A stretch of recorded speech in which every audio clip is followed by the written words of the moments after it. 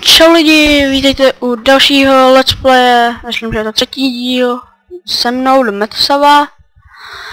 Jak vidíte, není to jiný baráček, je to ten stejný baráček, akorát používám jiný texture pack. Napište mi potom do komentu, jestli chcete, abych ten texture pack používal, jestli se vám třeba líbí, nebo jestli se vám nelíbí.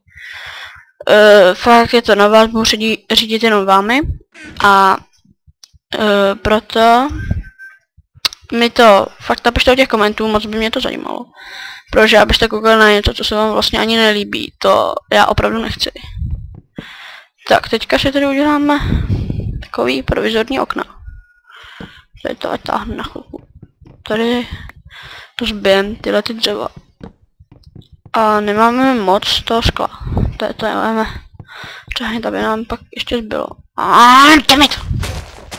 Ve strom. No dobře, ještě jsem se zničil kvůli tomu. Co si? Myslím, že to byla sekerka. Tak, sklo. Jo, a možná bych si skla. Bylo by to asi hezčí a udělám to asi. Když dáte sklo, teda když máte 1.0 verzi, tak když si takhle ze skla dáte takhle skla, tak vám to dá takovýhle skleněn glass paint se to jmenuje. Tady v tom modu, když to máte nakliklý, tak to prakticky nejde vidět. A tady takhle dáte. Vidíte? Tak, plomp, plomp, plomp. Vypadá to líp. Ten baráček hnedka, tam má je kopka, ve který by se člověk bál vůbec bydlet. Ježišmarja, co bych si udělal? Udělal bych si další nástroje. Nemám styky. Styky mám tady. Tak. Styky. No dobře. A kámen. Hop.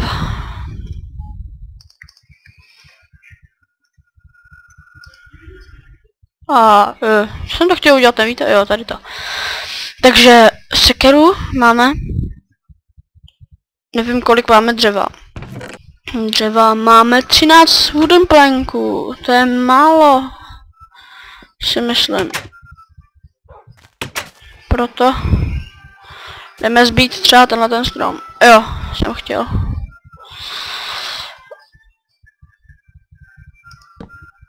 Osvětlíme tady trochu okolí.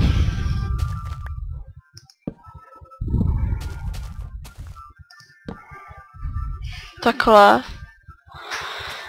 A zbijeme tenhle ten strom.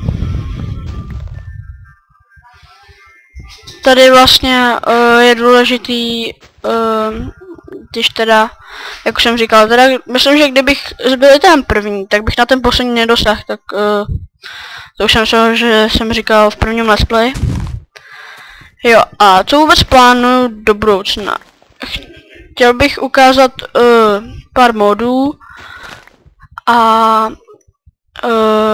třeba, nevím co ještě, hlavně ty mody, nějaký bych reprezentoval.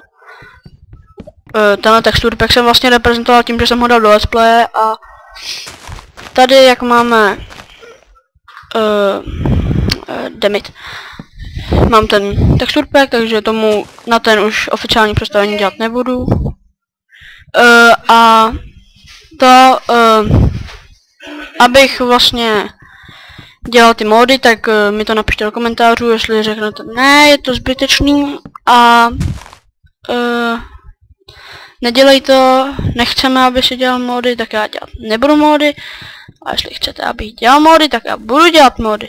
A je to čistě na vás, třeba mi napíšete kašli na to, dělal v let's playích a na nějaký módy se úplně vykašli, a nebo že chcete, abych dělal módy, že abych zároveň dělal tenhle let's play, nebo že bych úplně tenhle let's play omezil a dělal bych nějakou dobu jenom módy, ale to byste asi nechtěli. A ono, teďka jsem zase zapomněl, co jsem chtěl říct. Chtěl vám to říct už od začátku tohohle let's play, ale nikdy se k tomu nedostanu. Jo, že plánuju tady dostat se hlavně víc do podzemí, najít nějakou kejvu. A hlavně si rozšířit tady ten baráček. Pak vám ukážu, ne, v nějakých pokročilejších dílech i to. I redstone obvody. Někdo otevřít dveře, fail. Já si tady dodělám ještě ty skla. Trojka. A asi začneme hrát na normal. Což bude o něco těžký ty noci, protože já nemám tady v okolí ovce. Damit! No dobře, se nepovedlo zrovna. Nemám tady v okolí ovce, takže to je docela těžký, pane bože. Už mě to štve. No, tak to jsem si tak trošku z obytního baráček. Obytnil jsem si údolí. Pak si tady dáme další torčátka. Plomb.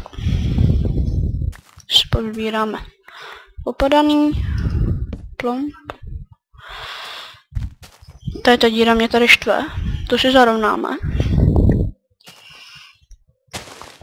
A semínka mi spadly. To je dobře. Semínka se vždycky hoděj. Farmaření. No to bych to tady udělal taky farmičku, ale musím najít železo.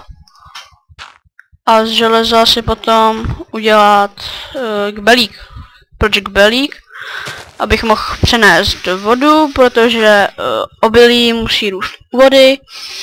No, obilí nevím, ale každopádně ta obdělaná půda musí být mokrá. Takže to musí růst vlastně u vody prostě. A to ale neudělám v tomhle dílu. V tomhle dílu hodlám teda jsem si ještě jenom takhle trošku zlepšil baráček. Sakra, to jsem nechtěl. Jsem viděl, že jsem to nechtěl, ale stejně jsem to udělal. A s tím texturpackem to fakt vypadá všechno ustět. No jo, tak mi teda napište ještě kvůli tomu texturpacku komentáře. Jo, a chtěl bych hrozně moc poděkovat Player of All za odběr, což je úžasný, protože já mám svůj první odběr. Takže moc děkuju. A jsem za to fakt moc rád, že mám takhle jedno odběr. Jestli se vám ty videa líbí, tak dávejte taky odběry, jako mě to vážně nevadí. A teď to si steknu s tímhle. Jo, ještě vám něco měl říct o tom, 64, tomu se říká stack. A prostě se říká, když třeba někdo toho má fakt hodně, tak se to počítá na stacky, takže když má třeba 64 hlíny a takhle má řadu třeba 5 a tam má všude 64, tak má 5 stacků, jo, tak jenom byste věděli. Abych věděl, o čem tady vůbec kecám. Možná si udělám druhý patro. Nevím, jestli teda si ho udělám, ale asi jo. Každopádně se vydáme do podzemí. Někam bych dodrbal ten krumpáč. Styky. Tohle. Ne, styky si ještě nechám. Kobl. Tak, uděláme si další krumpáč, protože tam ten nám dojde. Se chci vydat do úžasných podzemí Minecraftu a najdeme tam něco kruto přísného, což bude fakt dobrý. A já tam měl někde rozkopanou jámu. Kde to bylo? Tady to je. Tak, tady. Co bych ještě řekl? No, že tady akorát mám takový těžiště cobblestone a půjdu asi níž, jako víc dolů.